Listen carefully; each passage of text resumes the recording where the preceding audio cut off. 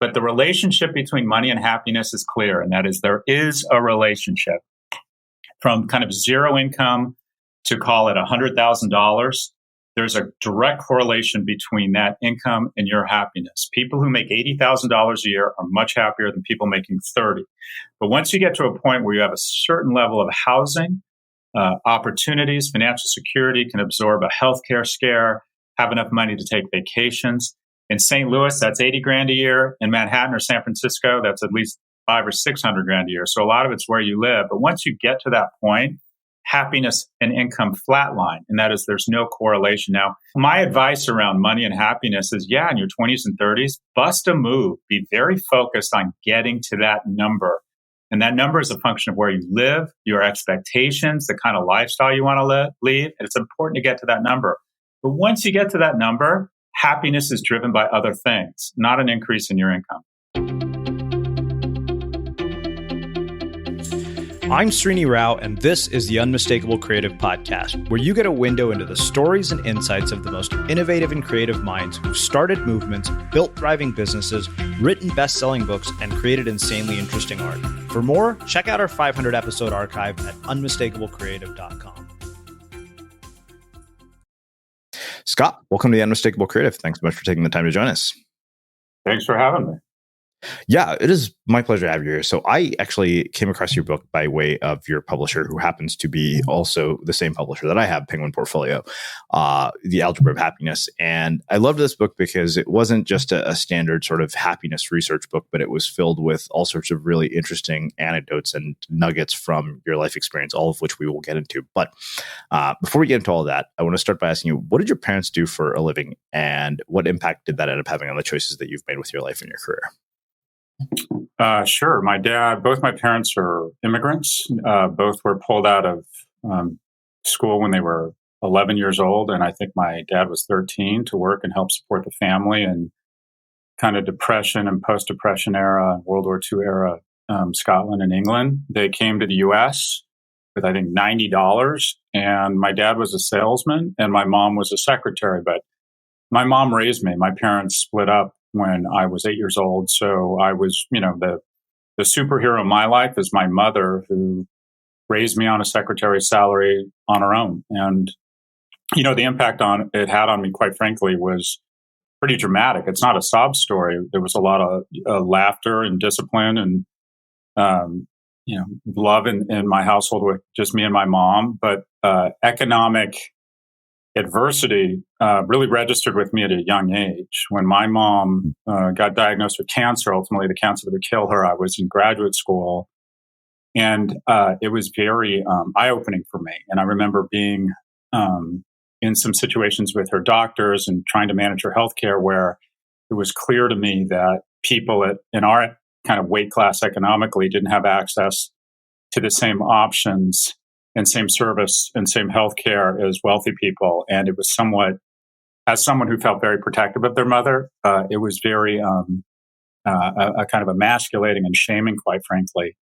And to be blunt, and this sounds crude, I decided I was going to be rich, and it was very motivating for me. And people often talk about, I think people are impressed that I came from fairly modest means and I've done well economically. I'm one of the 11% that came from one of the lower quintiles to the upper quintiles. I'm always impressed with wealthy people or people who were born into wealth and managed to be productive, hardworking citizens, because, and I'm not trying to be funny, if I'd been born into money, I think the only two things I know would be in my life are, one, a Range Rover, and two, cocaine. My economic success and drive came from a lack of money. And I don't know if I have that fire that would have said, I just need to be a good citizen, I'm going to work hard. So my parents' background, their economic success or lack thereof, was hugely important and motivating to me. Yeah. So losing a mother at, such an early age, I wonder, what decisions did you make about your own life going forward when you lost your mother that young? Well, it happens to all of us. And for me, it was kind of one of the defining moments in my life. My mom was the light of my life. And, as a 54-year-old man, it's a little bit embarrassing to talk about, your mom in these terms, but it was something that I was kind of never the same. Everybody has a moment in their life where they realize the harshness of life, and that we talk about success and Instagram and this ultimate life and perfect life that we all think we're entitled to and that happens. And the reality is everybody knows tragedy. Everybody knows economic strain, or most people do. Everybody knows professional failure, at least the people I know, even the successful ones. And unfortunately, if you live a long life, somebody you love is going to get sick and die. And that was kind of my first bump up against reality. And I think it happens to a lot of us. And it just sort of, gives you a lot of perspective. That's a good thing. The bad thing is there's just a certain amount of joy that kind of comes out of your life and is extinguished. But it was me and my mom against the world. And so when I lost her, it was devastating. It took me a few years to get over it, quite frankly. I found I was just sort of stuck and kind of going nowhere. But this is something everybody can relate to. Our parents get sick and they die. So I don't think my experience is unique. I think what's different is, as a heterosexual white male in his 40s and 50s, is speaking openly about how much I miss my mom. For whatever reason, guys in my cohort don't seem comfortable talking about it and discussing it. And when I write about it, I hear from a lot of people who just say, yeah, I've never recovered from my father's death, or I can't get past losing my mom. So it was, like all of us. I don't know. Are your parents still around? Yeah, they are. And it's interesting to hear you talk about this. And I've mentioned this on the show a handful of times. So sometime last year, I had Frank Ossietzky here as a guest. He's the director of the Zen Hospice Project. And I told him, I said, Frank, for the longest time, I used to be afraid of being alone for the rest of my life. And then I hit 40 and I said, I'm not afraid of being alone after a few bad relationships. I'm afraid that my parents won't be around for the big milestone moments in my life, like getting married and having kids, because they haven't happened yet. And he said, don't let that be an excuse not to spend time with them now. So I go home for dinner every Sunday. It's not like everything's perfect, but it made me value the time that I do have with my parents at a whole other level. Yeah, there are a few absolutes, but one of them is that you're just not going to regret time with your parents. You're not going to regret spoiling them. They do ultimately turn into your children. There's a lot of well-documented research on the joy and reward of raising children. I would argue that if you have the opportunity and the resources, and many people do not, but if you do have the opportunity and resources to help a parent's exit be more graceful, it is very rewarding, and you hold it as a source of pride the rest of your life. I moved in with my mother into a senior living community the last 6 months of her life, took a leave from NYU and decided, I have the resources, I have the flexibility. I'm going to do this right, and I'm going to spend a fraction of the time that she spent in the first 6 months of my life on her last 6 months. And it was something that was very rewarding, and that I'll be grateful for the opportunity to have had the rest of my life. So I think if you're in a position to help make your parents' exit more graceful, and we don't like to talk about this stuff, it's very rewarding. It creates an arc of satisfaction. That is something that a lot of things came together that I feel I was able to achieve and to give, the most important person up until that point in my life.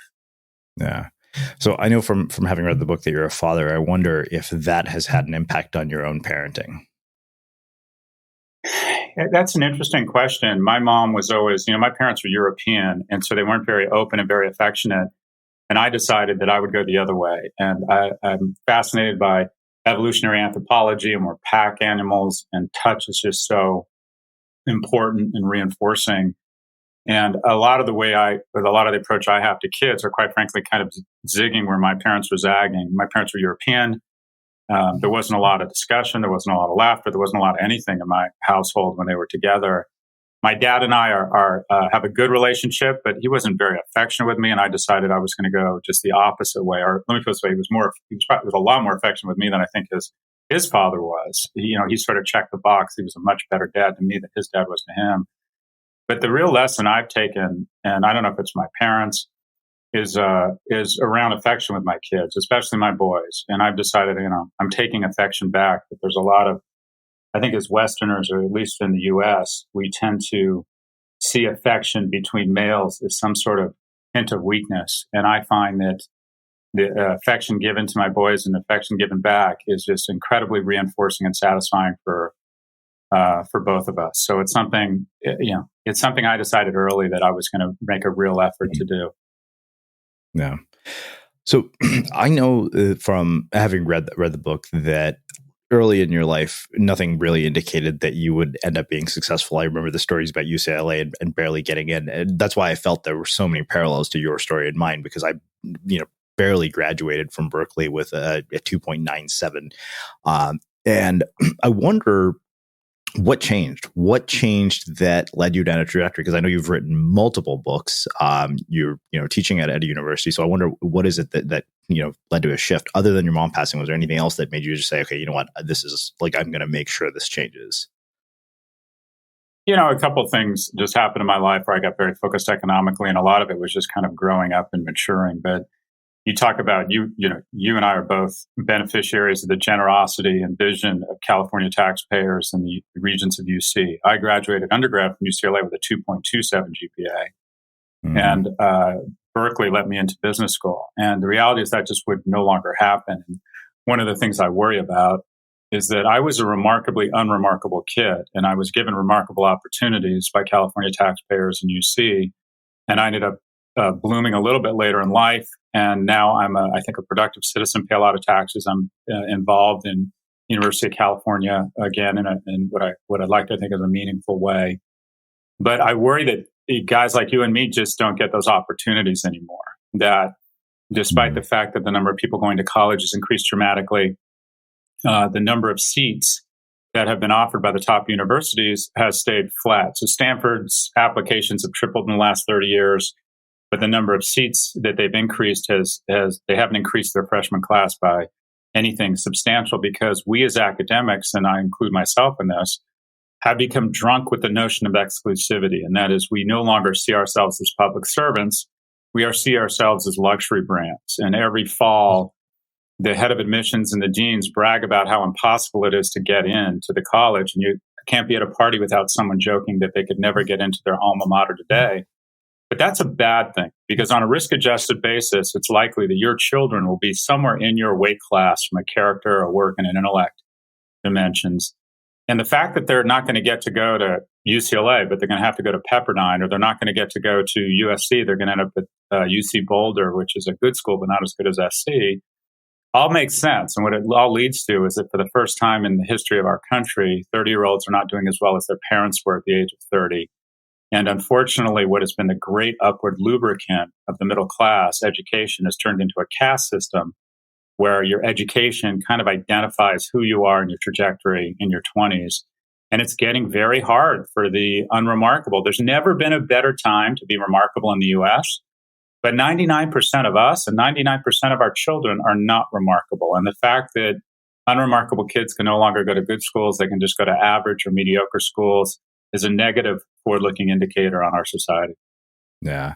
I mean, I knew there was no way we are going to get out of this conversation without talking about education, because you're, at an education institution that happened to reject me for business school, which is still to this day one of my jokes is, the one place I ever want to be able to go and do a speaking engagement is at NYU Stern, just for redemption. Well, consider yourself invited. Well, let me know. I would be happy to come and talk to people about, why that was probably the best damn thing that ever happened to me. But that actually takes us in, and I actually went to Pepperdine for business school, and it was a real contrast from going to Berkeley. But that just takes me to my next question, which is, you're in an institution where I think NYU definitely falls into one of these institutions that you're talking about. And you even say so in the book that you shouldn't go to business school. And so I wonder, is there a way out of this mess? I mean, you've got a mountain of student loan debt, presidential candidates. I know this is a huge part of numerous people's platform. Like, I am 100% certain that it will be the determining factor in my vote for somebody at this point. Mm-hmm. So I wonder, as an educator, how do you think about what the future of this is going to look like if it's not going to be affordable, if people aren't going to be able to get into top-notch institutions? Are we just going to keep riddling them with debt and, wishing them luck? Yeah, so there's a lot there to unpack. And I want to be clear. I do think business school is worthwhile for some people. Mm-hmm. I think if you go to a top 20 or even a top 50 school, the ROI is there. But business school has really become kind of the domain of the elite and the aimless. And that is people who come out of school, have good pedigrees, work hard, smart, but don't know what they want to do with their lives. They need kind of 2 years to sort of figure it out while increasing their currency in the marketplace. What I don't recommend is you go to a mediocre business school and stack up debt. I also don't recommend, if you're doing well in the private sector and you know what you want to do, that not, unlike when I came out of undergrad and worked for Morgan Stanley, everyone just went to business school to punch their ticket. You no longer need that certification if you're doing well in the private sector. You can blow by business school. But getting to your question, this is a huge problem. And I think there's a lot that can be done, and there's no one solution. You have an explosion in the cost of college. And there's a few things fueling that. One is that supply and demand. There's just more people trying to get into the best schools from all over the world.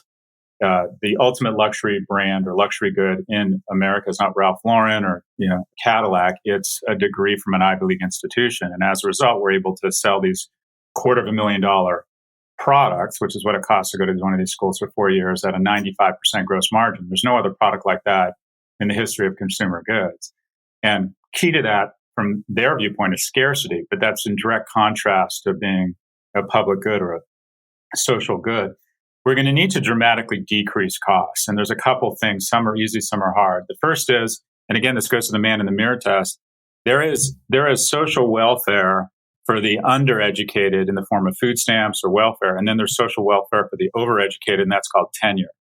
And while I work with one of the most exceptional faculties in the world, I would argue that 1/3 to 2/3 of all tenured professors around the United States are the equivalent of an overpaid union that lacks the artisanship of most union members. And that is, it's exceptionally expensive. And at some point, people are going to connect the dots between this guild called tenure and an explosion in cost. And until we start putting holding the feet of academics to the flames of the marketplace, I don't think costs are going to come down. We fueled cost escalation with cheap capital, that is government-backed student loans. I believe that over time, we're probably going to need the school itself to guarantee these loans as opposed to the government. Cheap credit is always a function of a bubble and an escalation in prices, and I think that'll be painful, but I think we're going to have to do something around the credit side.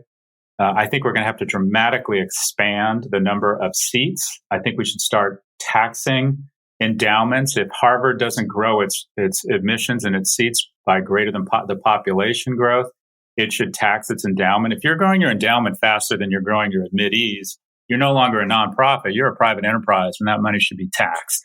Mm-hmm. So the head of Harvard admissions stated last year that they could have doubled their freshman class and not sacrificed any quality. And my question would be, well, with a $35 billion endowment, why aren't you? So we need a different gestalt. We need academics to realize that we're public servants, not luxury goods. We need to put these endowments to work. We need governments to figure out how to bring down costs and force public universities and fund the dramatic expansion of first-year seats. And the interesting thing here is that it's actually the people who've lost here the most. There's some good things here. The first is more and more women are going to college. 70% of high school valedictorians are girls, so that's a great thing. Kids from lower income neighborhoods, while they still have to overcome enormous obstacles, Harvard can find them, and they can find Harvard. Harvard has one of the greatest income diversities across its student base. But the people who have been hurt the most are actually, and then rich people have no problem. They get into schools, whether it's Aunt Becky or just figuring out a way to get them the right test prep, or just what resources can buy in terms of their preparation and helping them get into the right schools, or their rich friends who are on the boards of different schools. The people that have been hurt the most are what I call the good but not great kids from the middle class. And that is, and it sounds like you and I were in that category. And that is, we were fine, we did okay, but we weren't remarkable. And those are the ones who are no longer getting into good schools. So there is a variety of things we're going to need to do to solve this problem. But I think it starts with a man in the mirror. I think we have to realize, I teach 180 kids on Monday nights. They pay $7,000 each. That's $1.2 million in tuition. That's $100,000 a night. And I'm not a modest person. I'm good at what I do. But am I worth $100,000 for 2 hours and 40 minutes? No.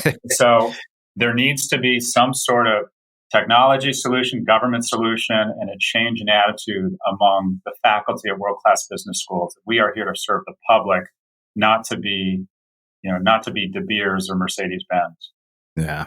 I mean, I've said before, I think in the United States, education is a business, not a service. It's interesting. So I wonder, I'd imagine the types of students who come to you are very much like the types of students me and my sister were in high school, with very specific messages from our parents about what it means to be successful in the world, what looks good. And I understand, my parents' perspective of the value of security because of the fact that they were Indian immigrants, as your parents were. And to my parents in their generation growing up, it was either security or poverty. There was no in between. Yeah. So they were very clear on the fact that we want you to choose paths that have the potential to earn you money.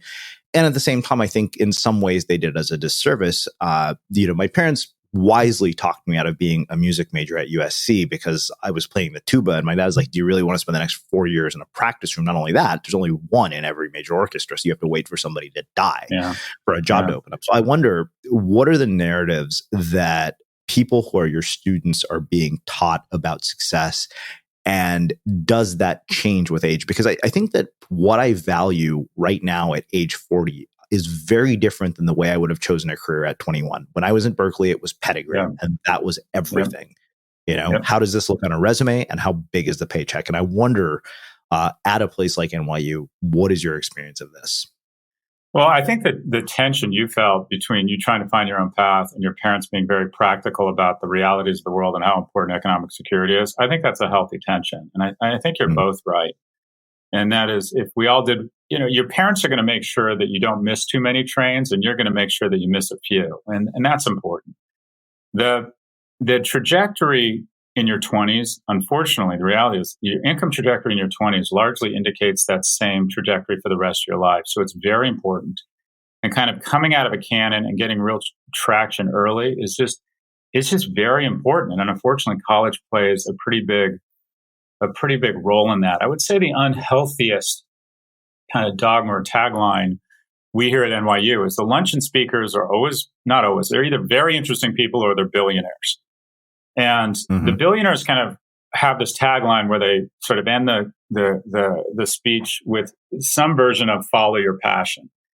And, generally I find that's pretty much total bullshit, because it's usually the guy who's telling you to follow your passion is the guy who made his first billion in iron ore smelting. And now he's producing Broadway.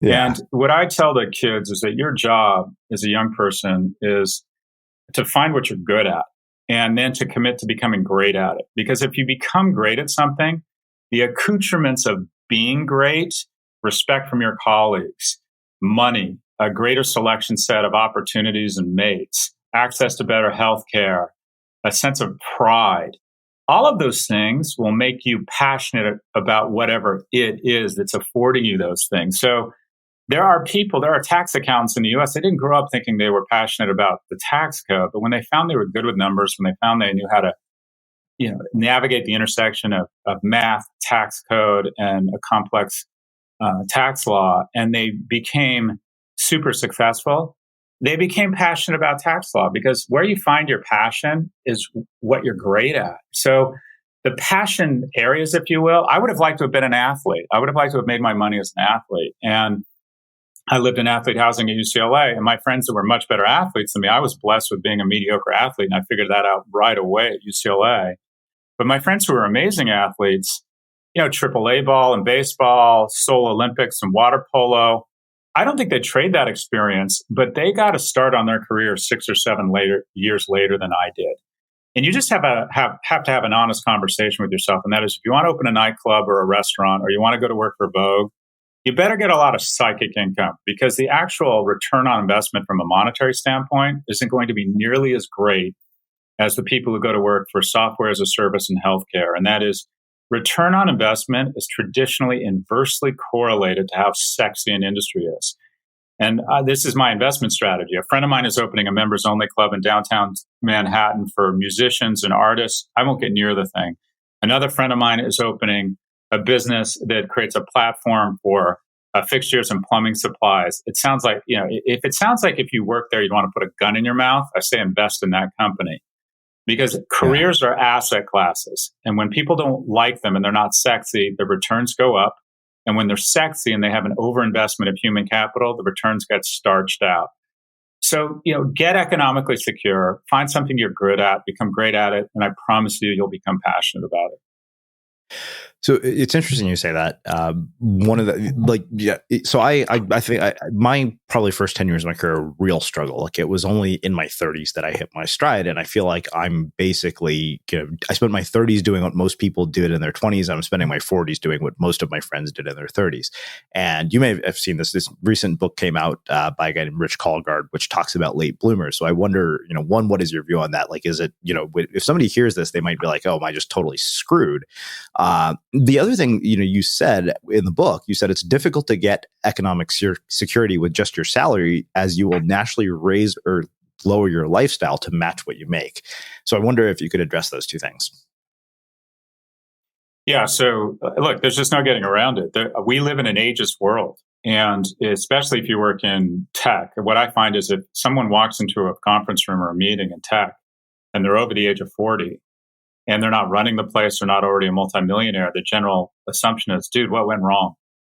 And just as I think there's always sort of an ism or a bigotry in the workplace. And I think in the 70s and 80s, people would say it was racism. I would argue it was sexism, that women just weren't afforded the same opportunities and income that men were, that was the biggest ism. I actually think the biggest ism now in the fastest growing parts of our economy is ageism.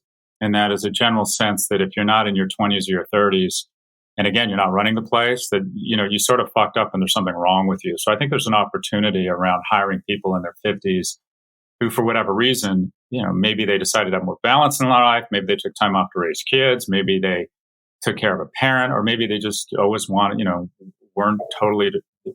focused on howling in the money storm. So there always is opportunity, but there's just no getting around it. The world should be less ageist, but it is. And it's frightening how important it is to your parents' advice. It's frightening how important it is if you want to achieve a certain level of economic security, how important it is that you register those gains and kind of pay those dues in your 20s, because as you get into your 30s and 40s, shit gets real. You start getting kids, your parents get older, and you don't have the time and sometimes the energy to make the sort of commitment and put your shoulder down the way you can in your 20s and 30s. So a lot of it is an honest conversation with yourself. What are your expectations? I ask my kids, what are their expectations in terms of income? And almost all of them expect to be not in the top 10%, they expect to be in the top 1%. And I don't know anybody in the top 1% that hasn't spent the majority of their 20s and 30s totally focused on work. I think there's a myth of balance among the top income earners that we've all heard of people, we maybe know somebody, and there's well-publicized examples of somebody who's just so talented, they make millions of dollars, they're in great shape, they have a great relationship with their parents, they donate time at the ASPCA, and they have a food blog. Assume you are not that person. And if you expect to be in the top decile, much less the top 1%, it's going to require an extraordinary trade-off. And it's not aspirational. It also, you talked about passive income and how current income isn't really the way to riches. It's the definition of rich, and this is one of my equations. The definition of rich is your passive income is greater than your burn. So I have a close friend who runs a large division at a bulge bracket investment bank, and he makes about between $5 and $7 million a year. New York and Manhattan taxes, he takes home about $3.5 million. Between an ex-wife, 2 kids for child support from the first wife, 3 kids from his current marriage, a townhouse in the West Village, a home in the Hamptons. He spends all of it. He's poor. My father and his wife get $48,000 a year in Social Security and his pension from the Royal Navy and some income from a trailer park they bought 20 years ago. $48,000 in passive income, and they spend $40,000 a year. They're rich. So as soon as possible, try and find sources of passive income, whether it's dividends, whether it's real estate that you can rent out, whether it's a forced savings plan. And young people, what I call kids, focus on their top line. They focus on their income. Adults focus on their burn. Try and figure out a path and be willing to adjust that path based on where it looks like your income trajectory is. That says at a certain point in my life, in my 50s or 60s, it is within striking distance that my passive income will be greater than my burn. And a lot of time that involves reducing your burn as opposed to killing it on the top line. But passive income, over your burn is the definition of rich, not how much money you make. So I don't know about you, but vacuuming is not one of those things that I ever look forward to doing. But as you know, your environment has a huge impact on your creativity. So I still like it to be clean wherever I'm living and working. But now it doesn't have to be something that you deal with. If you're like me and you grew up in the 80s, you probably fantasized about the day when cleaning your house would be like it was for the Jetsons, meaning you don't have to lift a finger. Well, the good news is that we're already kind of living in that future. And the easiest way to make sure your floors are clean every day is with the iRobot Roomba Robot Vacuum. It cleans up after itself. The Clean Base automatic dirt disposal takes convenience to a new level, automatically empties its own bin into an allergen lock bag that holds 60 days of debris and traps 99% of pollen, mold, and dust mites, so you can forget about vacuuming for months at a time. Let the Roomba clean for you instead. It learns your home, finds dirt, and empties itself on its own. It's got powerful cleaning performance made effortless. Remember, if it's not from iRobot, it's not a Roomba. To learn more, go to irobot.com/unmistakable. Wow. That is a really, really eye-opening observation. So I wonder then, one of the things you also said was that our competitive instincts lead us to anchor off the most successful people we know, and we're disappointed when the person in the mirror doesn't match those expectations. And I think that's more amplified in a world where you have social media, where you have Facebook, where everybody puts their achievements on display. Successful bloggers post their income reports. How do you contend with that? How do you resolve that paradox? Like, what is your advice? I mean, I know you've written books about these big tech companies. Well, you're 100% right, Sri. It's kind of thrown in your face. And key to evolutionary progress is the competitiveness gene, where we anchor off the most successful person we know, and we think that's the standard. And that's important. You need goals. You need to aspire. You need to grasp beyond your reach. The problem is it's hard to kind of get off the hamster wheel and take stock of your blessings. And typically there is an arc to happiness. So most people are generally very happy until they're 25. It's about college, exploration, experimentations with drugs and sex and Star Wars. It's, youth is a lot of fun. And then from kind of 25 to 45, it's what I call the shit gets real part of your life, where you realize you're not going to have a fragrance named after you, or you likely won't be a senator. And maybe you're not a multimillionaire by the time you're 30, even though everyone told you could be and should be. And people who are shoved in your face on your Instagram feed, and you get disappointed in yourself. And then something wonderful happens in your 40s and 50s. And that is you start taking stock of your blessings. You realize that you're very fortunate, and you start thinking about all the good things, and you get happier. So what I kind of tell young people is, one, if you feel stressed in your late 20s and 30s, it's kind of a natural part of the journey, and to keep on keeping on. And then the one piece of advice when seniors are surveyed, and research on seniors, when they say, what is the one piece of counsel you would give to your younger self? Consistently, the number one thing that comes back is they wish they'd been less hard on themselves. And that is, they wish they'd cut themselves a little bit more slack. One of the keys to healthy relationships is forgiveness. At some point, your family, your spouse, your friends will screw up. And if you're not in a position to forgive them, you're going to find yourself with not a lot of relationships and a lot of anger in your life. And the same is true with self-esteem and happiness. And that is the relationship you have with yourself. You have to be willing to forgive yourself, even if you don't achieve the instinctual incentives around being the best in every cohort. And the reality is most of us won't be the most successful person we know. We won't be the most in shape. We won't be the best looking. We won't be the most aspirational figure. And that's okay. But I think it's important to realize competitiveness is a wonderful thing, but also be in a position to forgive yourself and focus on, most of the people you and I, Sri, know and are in the kind of the 90th, 97th, 98th percentile, 99th percentile of blessings. If you live in America and you have a decent income and you can vote and you're healthy, that kind of puts you right away in the 99th percentile of the 7.5 billion people on this planet. But we focus on the 1% we aren't. And that's important. It's important to be motivated. But it's also, as you go to older, hopefully you maintain the perspective where you can kind of turn around and look at the other 99% of your blessings and pat yourself on the back and be a little less tough on yourself.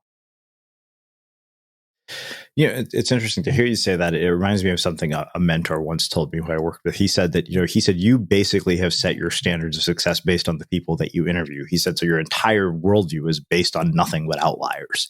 And that was such a wake up call for me. I thought, wow, really? Because I know for a fact that I will never accomplish many of the things that people that I've interviewed have. Like, I'm never going to be Tim Ferriss. I know that. It was such an eye opening thing, and I think that's it was funny because it was it was about having standards, but also at the same time having realistic expectations. Yeah, it's funny you say that about Tim Ferriss. I went to this gala, the Whitney Gala, and they were honoring Michael Bloomberg. And I thought to myself, why am I not Michael Bloomberg? I mean, why have I not been able to start a media company as successful as him, be as charitable as him? He's just sort of checked so many boxes. And what it comes right down to is, look, you're going to, there's no silver bullet here. It's striving. It's holding yourself accountable. Life is finite. It goes fast. It's important you hold yourself accountable, but also be willing to forgive yourself and move on with the important business of life. And so it's striking that balance. And there's no user's manual here, but the people, when we talk about money usually comes down to a number. And most of us have some general semblance of the number of our net worth or how much money we make every year. And we start to anchor off of that as an indication of our success. And ultimately, it becomes a big input to our happiness. So that number translates to our happiness. And the way to think of it is that number is not your story. It is impossible to ever get to. That number is infinite. It can always get bigger, and there's always going to be people with a much bigger number. So you're setting yourself up for disappointment. What that number is, or what money is it's the ink in the pen that writes the story. And it may enable you to write chapters you otherwise wouldn't write. Money's a wonderful thing. It might make the story burn a little bit brighter because of the options money gives you, but it's not the story. And you need to find other things about your story, whether it was taking a risk, having a podcast, impacting people, being a wonderful father, being a great friend, doing something different, taking a risk, being an entrepreneur, serving your country, being a good neighbor. There's just so many ways to build a narrative of satisfaction and happiness as opposed to just being focused on the number. It's not the story, it's the ink in that pen. And it's important. I'm very focused on economics. I'm more like your parents, I think. I think it's hugely important. But the relationship between money and happiness is clear, and that is there is a relationship. From kind of zero income to call it $100,000, there's a direct correlation between that income and your happiness. People who make $80,000 a year are much happier than people making 30. But once you get to a point where you have a certain level of housing, opportunities, financial security, can absorb a healthcare scare, have enough money to take vacations. In St. Louis, that's 80 grand a year. In Manhattan or San Francisco, that's at least 500 or 600 grand a year. So a lot of it's where you live. But once you get to that point, happiness and income flatline. And that is, there's no correlation. Now, billionaires are no less happy than millionaires. That's also a myth, but they're no more happy. So my advice around money and happiness is, in your 20s and 30s, bust a move. Be very focused on getting to that number. And that number is a function of where you live, your expectations, the kind of lifestyle you want to lead. And it's important to get to that number. But once you get to that number, happiness is driven by other things, not an increase in your income. Wow. So I do want to ask you a little bit more about this, but there's one other thing you said here that struck me. You said the truth about 90+% of entrepreneurs is that we start companies not because we're so skilled, but because we don't have the skills to be an effective employee. And I feel like I'm the poster child for that as the person who got fired from every real job I ever had. So I wonder, is that just a common thing across the board? And, why is it then, if that's the case, we paint them as these sort of superheroes? Oh, we romanticize entrepreneurs. They're our new Jesus Christ, right? Especially tech entrepreneurs and billionaires. I'm, in addition to being an academic, and I'm an entrepreneur where I've made my money in small businesses. I've started 9 companies. And people romanticize entrepreneurs because we're risk takers and pioneers. And there's these incredibly well publicized examples of entrepreneurs who are, quote unquote, changing the world and flying around in their Gulfstreams. The reality is that on a risk adjusted basis, if you have the opportunity, and this is what I tell my kids who come into my office hours and want advice on career, if you have the opportunity to go to work for a great big company on a risk adjusted basis, you're better off going to work for the platform, the company. They're incredible platforms. They take good care of their employees. There's a lot of cliches about big companies, but they're usually on a risk-adjusted places, really good places to work. Most entrepreneurs are people who didn't have access to that. The guy who started your dry cleaner never had the opportunity to go work for Google or General Electric. So he or she had no choice. Guys like you and me, I worked at Morgan Stanley for 2 years, and I was a chocolate mess. I was too insecure to survive in a big company. Every time people would go into a conference room, I would think they were talking about me. Mm-hmm. I was too selfish to survive in a company like that. Fortunately, it was only a 2-year program, and then you have to go back to business school. But I couldn't handle working for people I perceived not as intelligent as me, even though most of the time they probably were as intelligent or more. There's a lot of administrative BS you got to put up with a big company. You have to develop more consensus.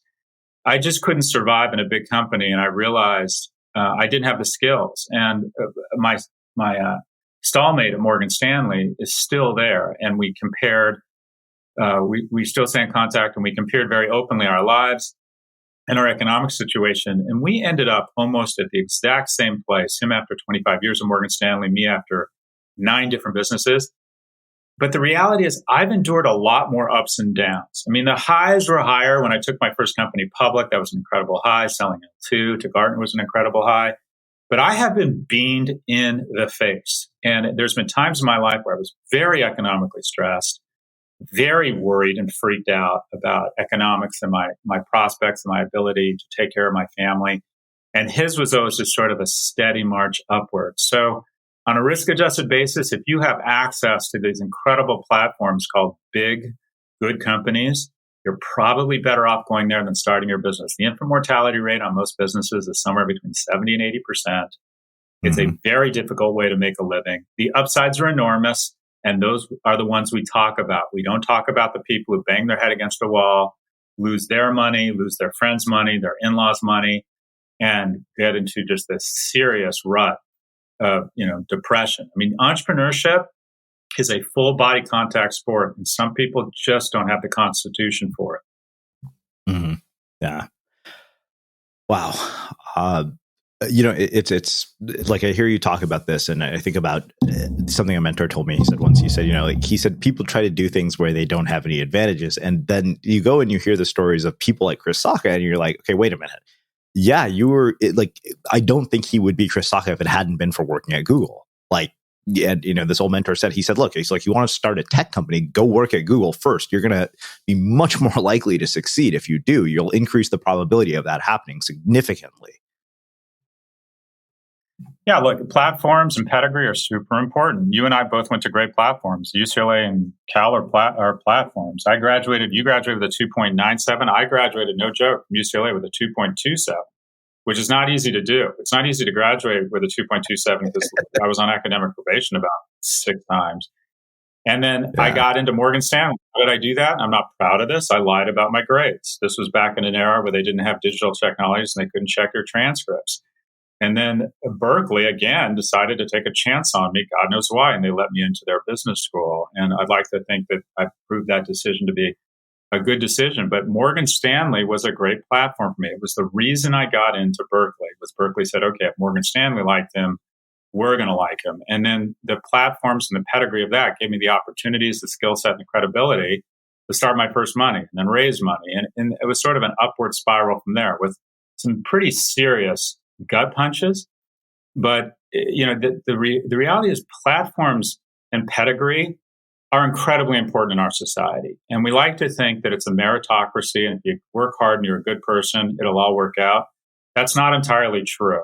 A lot of it is around how strong your LinkedIn profile looks. So kind of what I say, your income trajectory as a younger person is largely based on 2 things.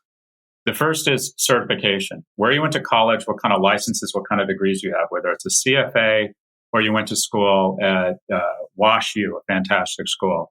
The second is your zip code. 2/3 of economic growth over the next 20 years is going to be in about 30 super cities around the nation. So show me someone who went to Dartmouth and lives in Manhattan or San Francisco. I'll show you someone making $150,000 plus by the time they're 30. Show me someone who dropped out of junior college and is living in Little Rock, Arkansas. I'll show you someone who's lucky if they're making $50,000 by the time they're 30. So we have a caste system. It's zip code and it's credentials. So the advice here is simple. Get certified, whatever that means. College isn't for everybody, but if you can get through it and you can get to a good school, by all means do it. If you can't, try and get some form of certification. And two, while you're young, before you start collecting dogs and kids, get to a city. You may move out, but you'll be playing tennis with the best players in the world. And when you play with people who are better than you, it raises your game. And when you're in New York or San Francisco or Shanghai or London, you are rallying every day with Roger Federer, and you are going to get much better at your game. And even if you leave, you're going to find wherever you go, you're the best player on the court. Wow. Wow. So one thing that I really wonder is, like just hearing you say that, it makes me think I'm really glad that it took as long as it did for me to get a book deal with a publisher, because I happened to get it with Penguin Portfolio, which I know is basically got a really reputable list of alumni. And I've seen this happen to friends. I saw people who signed book deals early on with publishers who pay them low advances, and they send shitty contracts, and none of them have ever written a book again. Yeah. Yeah, it's so how many books have you written, Sri? So I've done two with Penguin, one self-published one that actually really out of a series of freakish coincidences became a Wall Street Journal bestseller, which led to the book deal with Penguin. That's great. That's a great story. So you kind of crashed the party. So I did. I'm the person who doesn't belong there in a lot of ways. Like I always have thought that. It was like, how did the hell did I end up here of all places? Yeah. So we're both with the same publisher. I love my editor, but it's basically up to you. And we're supposedly I think we're arguably with the best business book publisher in the world, which I would describe as the tallest midget, because there's no magic there. You write the book and then you market it. And absolutely. So I can't imagine what bad book publishers are like, but they're smart people. They're nice, but it's, writing a book is like serving in the Marines. You're glad you did it, past tense. And I think it's like giving birth, and that there must be some hormone that gets released that makes you forget what it was like writing the first one. Because when you write the second one, in the midst of it, you're like, what the heck was I thinking doing this again? It's not a great way to make a living. It's a great way to set yourself up and increase credibility to monetize somewhere else, whether it's speaking or bringing attention to your podcast or bringing attention to your business. But the number of people who are actually what I call affluent authors is really tiny. I would put book writing as one of those things that's a passion, right? And that is absolutely, do it after you already have some money, or do it when it makes sense as an adjunct to another career. But if you think you're going to be an author, just get ready for a very difficult road. It's a difficult way to make a living. But the upside is it's hugely rewarding. It's you have something your kids can read after you're gone, and there's a large cohort of our society, including the media, that just they know how hard it is. They know you served in the Marines, and they have a level of respect if you did the work and your book is a thoughtful research book. When I was on MSNBC this morning, I was on Bloomberg this afternoon, and they introduced me as the author of The Four, the hidden DNA of Amazon, Apple, Facebook, and it feels good, as I'm sure it did for you, to be a published author. So it's like anything, anything worthwhile, anything that's worth doing is just really hard. And writing books is really hard. Yeah. So, really, there's something else that struck me in the book, and I think this really kind of made me, this kind of is a segue to the question. You said love and relationships are the ends. Everything else is just the means. We as a species segment love. When we're young, we take in love. Our parents, teachers, caregivers. When we enter adulthood, we find transactional love. We love others in exchange for something that they return, their love, security, intimacy, etc. Then there's complete love, surrendering to loving someone regardless of whether they love you back or whether you get anything in return, for that matter. No conditions, no exchange, just a decision to love this person and focus solely on their well-being. And, what that made me wonder from reading that is it seems like this book is a real departure from the topics that you've explored in the past. I mean, this is very different than writing about tech companies. And I wonder, what is it that is going on in your life? Is there something that prompted you to want to write this in particular? So yeah. So I wrote a book on technology. I like you, got lucky. It was a bestseller. And I called my publisher and said, writing another book. And they said, great. And, what's it about? Because the way book publishing works, if you're fortunate to have a book that sells well, they want you to get a second one out there as quickly as possible, because the channel or the pump, if you will, is prime. They're like, oh, this book did well, or pre-order a lot of the next one. So they're great. That's fantastic news. What's it about? Amazon? What's it about? And I said, no, it's about happiness. And they're like, no, no, no, no, no, no, no. Do not do that. We're not interested in a book on happiness. Write a book on the 5, the 4, Alibaba, but do not write a book on happiness. We just don't need that. And I said, well, this is kind of what I'm feeling right now, and I'm going to write this. And ultimately, they decided to publish it. But I write a blog every Friday called No Mercy, No Malice. And I find at this point in my life, I'm thinking a lot about happiness. And that is, I'm really blessed. I finally have a certain level of economic security in my life. I'm an atheist. I think this is it. I think there's going to be a point, and it's going to come faster than I would like. I can't get over how fast time is clicking by. Where I look into my kids' eyes and I'll know that our relationship is coming to an end.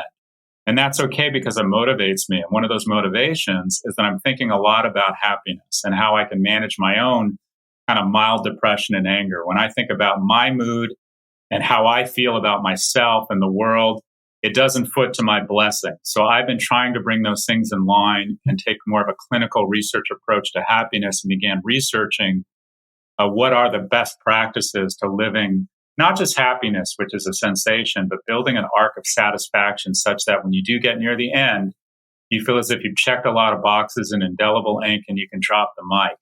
So for me, it's been a self-exploration. The process I have for writing books is I take my most popular session in my course, and the second most popular session was called The 4 on these big tech platforms. I did a video on it. It got 1 million views, so I know it's commercially viable, and I write a book. And my most popular session is my last session. It's called the Algebra of Happiness, where I take the kids through a series of equations where I've attempted to distill down the best practices around my observations of the difference between being successful and unhappy. And there's a lot of those people, and being successful and happy. And I did the video. The video got 2 million views. And that's what kind of pushed my publisher over the edge and made them decide to take a leap on this and publish the book. But it's a hard left turn for me. I would have a much greater chance of success if I continued on the kind of the tech train. But I write my books. I have 2 goals. My number 2, my second most important goal with book writing is I want to be the most influential thought leader in the history of business. I'm not there yet, but I'm still working on it. But my goal with my writing is I want my kids to be able to read this when I'm gone and think, I understand Dad better now, because I have some trouble. I think expressing just how I feel about them on a regular basis, but I want them to read this and think, I really have a sense for what was going through Dad's mind when we were kids. Wow. Amazing. This has been really, really just thought-provoking and a mind fuck in the best way possible. So I have one final question for you, which is how we finish all of our interviews with the Unmistakable Creative. What do you think it is that makes somebody or something unmistakable? I'm sorry, repeat the question. Yeah. What do you think it is that makes somebody or something unmistakable? Unmistakable. Gosh, I think that in the question I get when people have been interviewing me about this book is there a secret to happiness? And I'll say that unmistakable is an attribute that hopefully leads to a certain level of self-actualization or fulfillment or satisfaction. And what I would point to is that there's a lot of research on happiness. And if there isn't a silver bullet. Everybody has to find their own way, but there is a best practice. The largest study on happiness ever done was a study done out of Harvard called the Harvard Grant Study. And they tracked 400 men. I think they started in 1929. They were all age 19. And they tracked everything from their food intake, their exercise, their careers, their income, their relationships, their physical attributes, what their hobbies. And then they regularly queried them on their levels of satisfaction and happiness. And this study went for 80 years until the last of the 400 died. And then they had the formidable task of compiling all this data and trying to make heads or tails of it. And the study actually outlived 4 principal scientists because the scientists kept dying because this thing went on for 80 years. So early 2000s, they decided to try and take a swag at compiling and marinating in this data. And what they found is that the best practice or the strongest signal or predictor of an individual's happiness wasn't income, wasn't health. It was, simply put, the depth and the number of meaningful relationships you had. And that is, at work, do you feel respected and admired? And just as importantly, do people feel a sense of respect and admiration from you? Amongst your friends, do you feel a sense of joy and camaraderie? And again, just as importantly, do you know they feel joy and camaraderie from you? And finally, in your family, do you feel an intense level of love and support? And just as importantly, do you know that they feel loved and supported by you? And the opening sentence of this 400-page write-up on the longest or the biggest longitudinal study on happiness is the best opening sentence of any academic study ever compiled. And it's the following. It says that happiness is love, full stop. And I think that's a nice way to end it for me. That's what makes someone unmistakable, is the investments you make to foment, reinforce, and catalyze a series of deep, meaningful relationships across your work, across your friends, and across your family. Amazing. Where can people find out more about you, your work, the book, and everything else that you're up to? Thanks for asking. So my first book, The Four, The Hidden DNA of Amazon, Apple, Facebook, and Google. This book, The Algebra of Happiness, Notes on the Pursuit of Success, Love, and Meaning. All of them on, you guessed it, Amazon or wherever books are sold. Also, profgalloway.com is where you can sign up for my weekly newsletter called No Mercy, No Malice. Amazing. And for everybody listening, we'll wrap the show with that. Thank you for listening to this episode of the Unmistakable Creative Podcast. While you were listening, were there any moments you found fascinating, inspiring, instructive, maybe even heartwarming? Can you think of anyone, a friend or a family member who would appreciate this moment? If so, take a second and share today's episode with that one person, because good ideas and messages are meant to be shared.